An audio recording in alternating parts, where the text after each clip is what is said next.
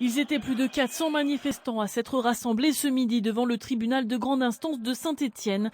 Tous étaient présents pour soutenir 4 de leurs camarades convoqués ce mercredi devant la justice pour s'être introduits par effraction le 12 mai dernier lors d'une manifestation contre la loi travail dans la permanence du député socialiste Jean-Louis Gagnère, mais aussi pour des faits de violence à l'encontre de policiers. Des faits que les manifestants réfutent en bloc. Avant de s'installer devant le TGI de Saint-Étienne, les manifestants avaient défilé dans les rues de Saint-Étienne au départ de la Bourse du Travail. Les représentants de la CGT d'autres départements avaient même fait le déplacement pour soutenir les 4 jeunes. Contacté par téléphone, Jean-Louis Gagnère a voulu rappeler qu'il était partie civile lors de ce procès et qu'il ne demandait que le remboursement des biens qui avaient été cassés au sein de sa permanence. Pour l'heure, aucun rendu n'a été donné. Chers preneurs d'otages, chers casseurs, chers parents de terroristes. Nous vous remercions tous pour votre présence aujourd'hui, et plus particulièrement la famille, les amis et les camarades. Pour le soutien dont vous avez fait preuve, merci à tous. Merci au comité de soutien et aux syndicats pour le travail que vous avez fourni et pour votre aide qui a été précieuse. Je remercierai aussi individuellement aussi les camarades qui ont vraiment porté un travail très important, très conséquent, je pense à certains. Voilà.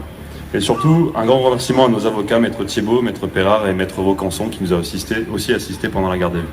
Merci. Nous tenons à souligner que nous sommes nombreux à vivre et à avoir vécu des situations similaires partout en France, dans le cadre des mouvements sociaux. Cela illustre la volonté des gouvernements successifs de faire taire les élans contestataires gênants.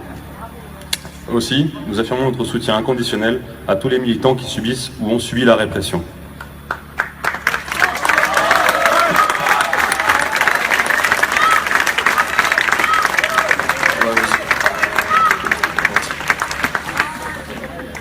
Cette mobilisation contre la loi travail a été le théâtre de violences.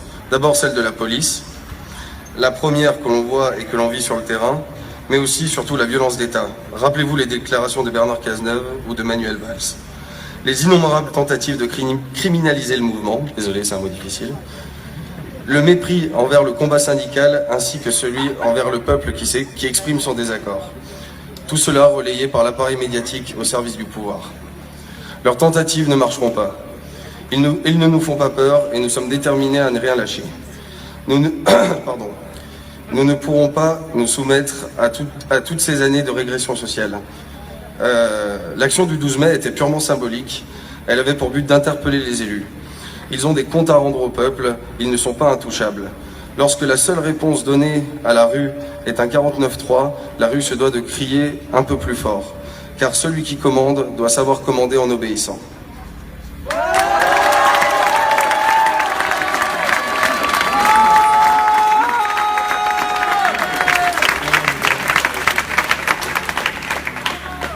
Ne perdons pas de vue que notre combat initial contre la loi travail,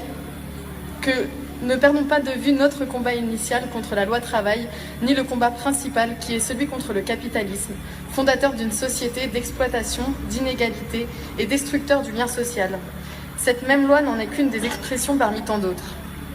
Quand le gouvernement viole les droits du peuple, l'insurrection est pour le peuple le plus sacré des droits et le plus indispensable des devoirs.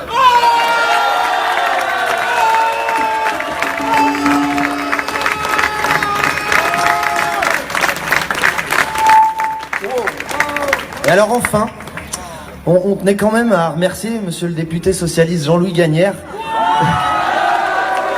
de nous avoir offert une telle tribune politique, nous permettant de dénoncer la loi dite travail ainsi que le bilan de son propre mandat politique.